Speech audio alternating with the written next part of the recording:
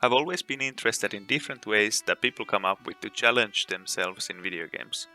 Applying just a few rules and restrictions can all of a sudden completely change the way you see and play a game, and I've been a huge fan of watching people like Settled, Limpwurt and Verf overcome the challenges they have set on themselves and reach their goals on their unique accounts.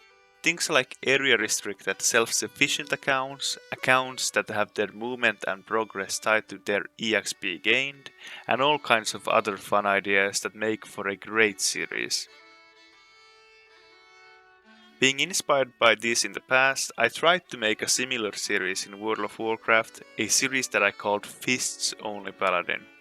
However, looking back, it had no clear goal, its pacing was more of a let's play format to fall asleep to, the quality and gameplay felt lacking for me personally, and just in general I feel like it wasn't something I wanted it to be.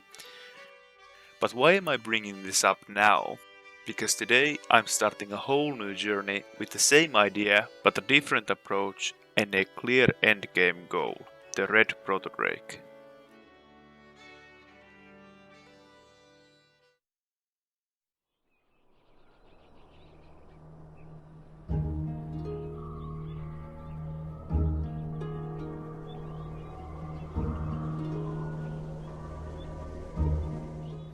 And as is usual with new characters, I first have to go through all of my add-ons, set them up so my whole screen isn't covered with them, so this is gonna take a second. But while I'm sorting that out, let's quickly go over the main rules of this character.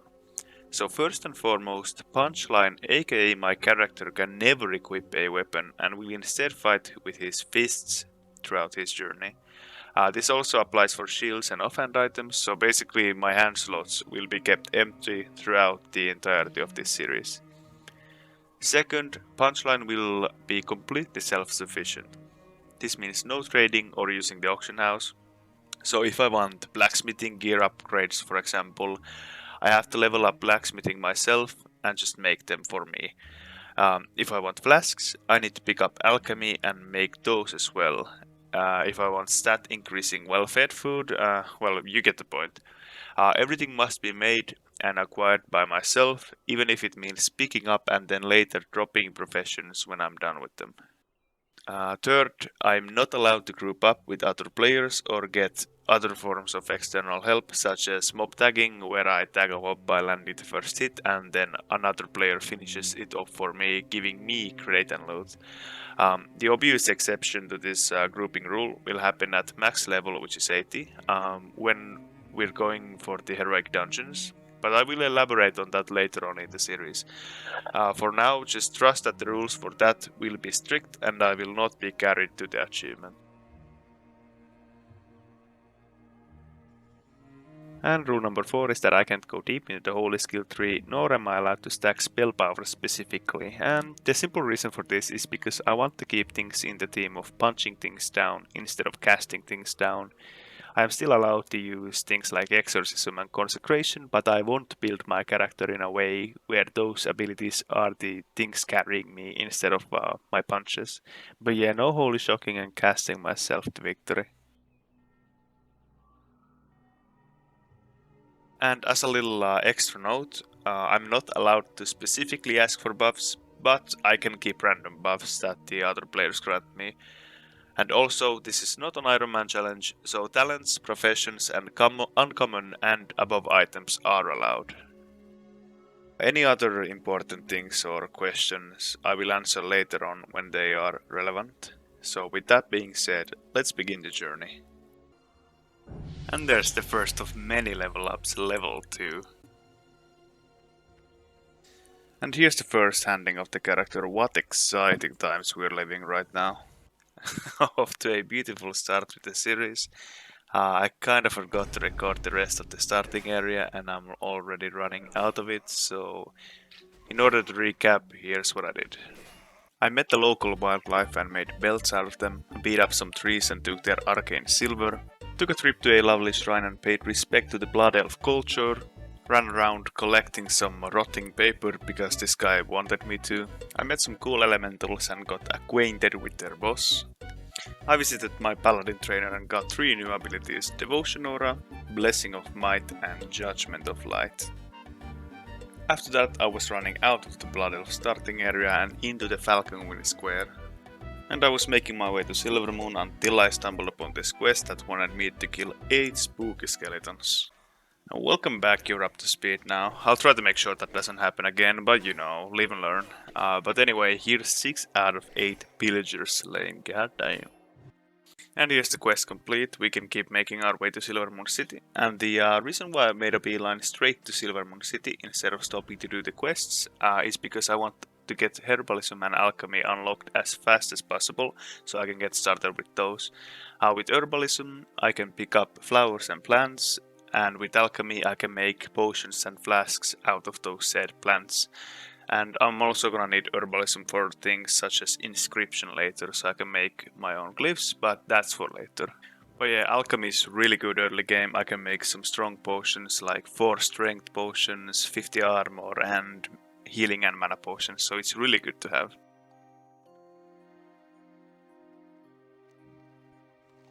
And here's Herbalism, our first profession. This will enable us to find the herbs and actually pick them up.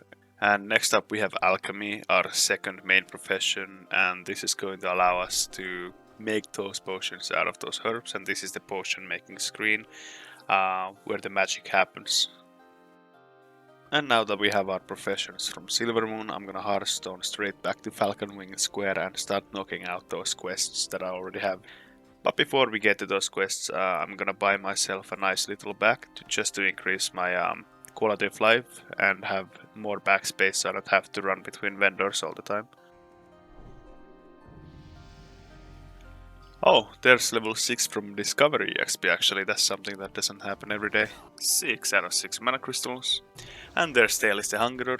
Right now I can tank 3 mobs without an issue, but later on in the levels it's not gonna be as easy because the mobs are actually gonna start hitting harder and faster and strong. 6 out of 6 arcane cores, and that's everything done here.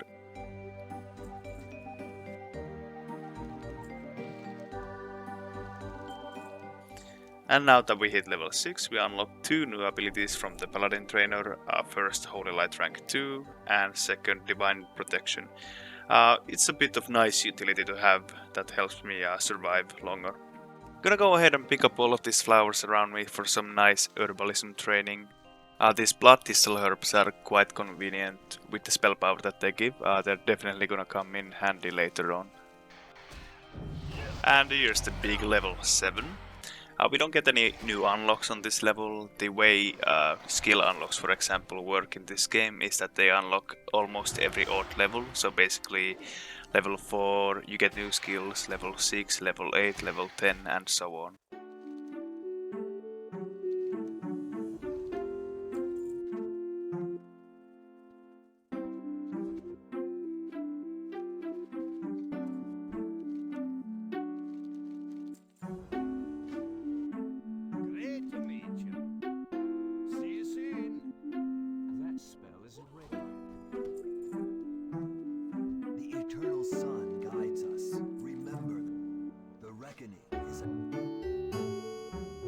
And here's Fairbreeze Village. Nothing too special about this place, but it's got a nice little cluster of quests that we can do, so let's go ahead and accept all of them.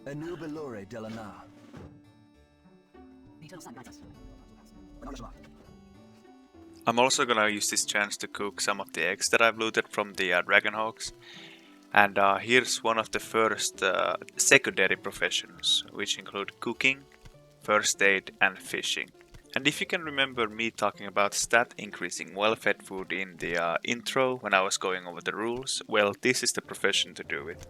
So I'm gonna have to level up cooking all the way to max, which is 450, and get the best stat increasing buff food that way. And we managed to get 11 cooking. That's a start to a rather long grind, but we'll get there eventually.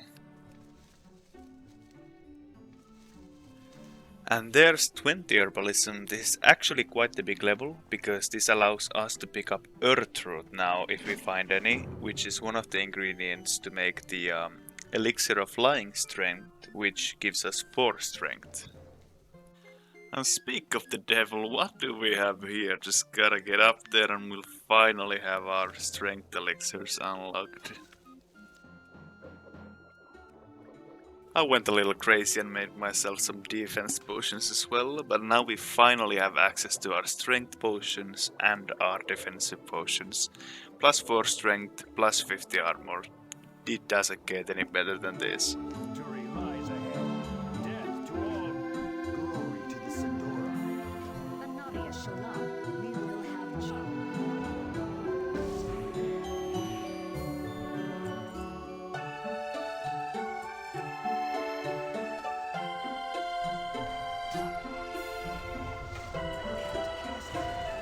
Baladash, Paladin.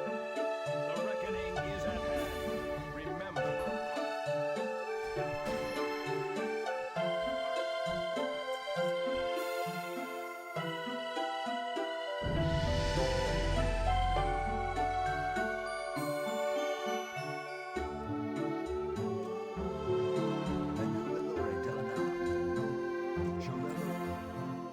Reckoning is at hand.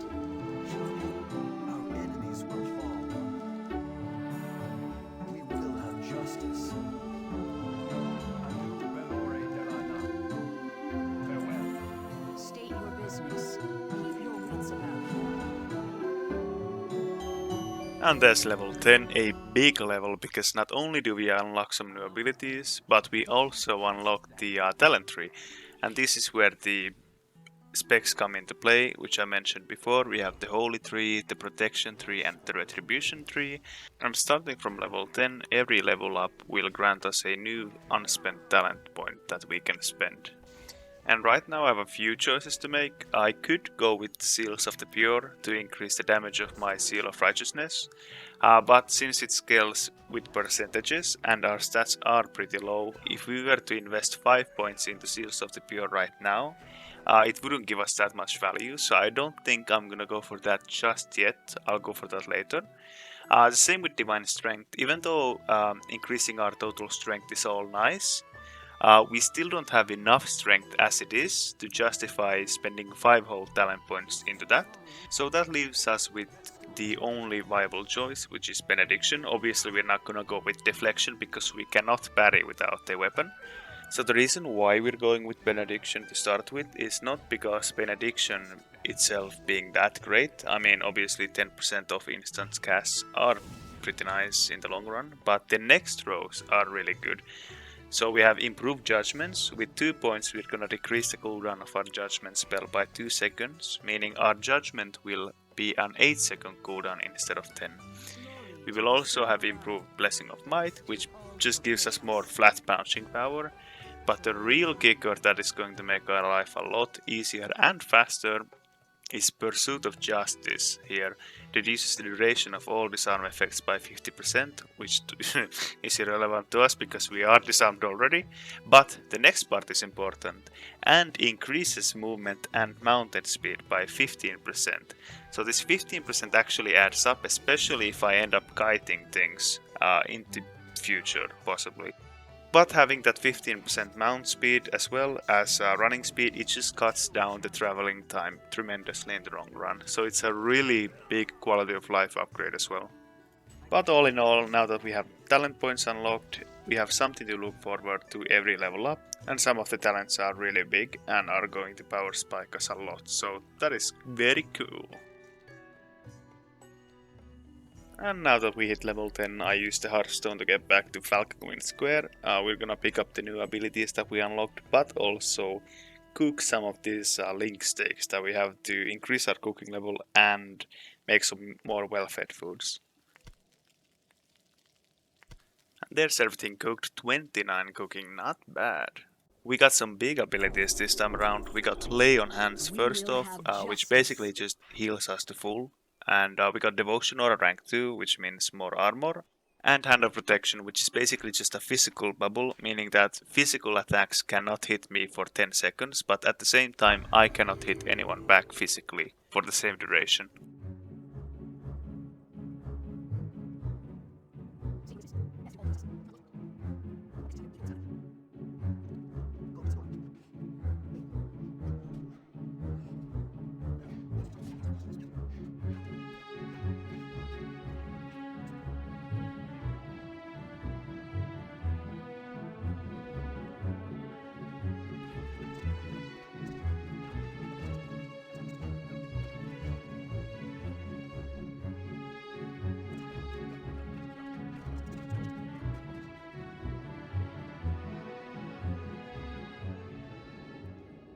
Well, would you look at that? There's the first rare mob of the character, and if you don't know what a rare mob is, it's basically a, well, rare mob, meaning that they don't spawn often, and they have a special chance to drop something good.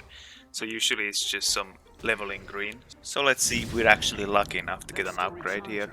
I can't cast that yet. Journeyman's Robe. I mean, we lose 60 armor, but we gain 2 intellect, which gives us mana and spell crit, but I don't think that goes with the theme of the character, so I'm just gonna end up rendering this. But it's at least 1 silver to 21 copper, so can't go wrong with that. We will persevere. Shirello, And there's level be 11, ready for and another point to Benediction, 2 out of 5. Now all I gotta do is speed up some trolls, and after that we're just about done with Eversong Woods.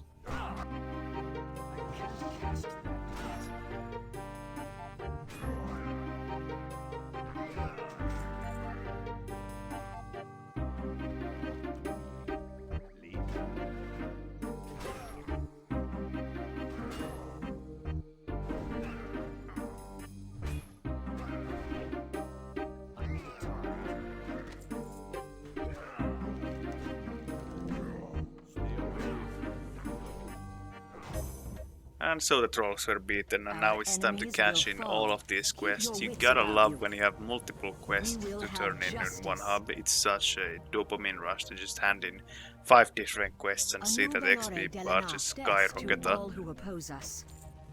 Gonna do a few more quests that I have left here and there, and then we're gonna be heading towards Ghostlands, the next leveling zone. Level 12 of Garsul the Remorseless, thank you. And you know the drill by now, another point into Benediction. 6% mana reduction on all instant cast spells. Gonna do a last little pit stop in Fairbreeze Village to hand in this lingering quest that I have here. the eternal sun guides us. Remember the sun well. Glory to the Sindora. The reckoning is at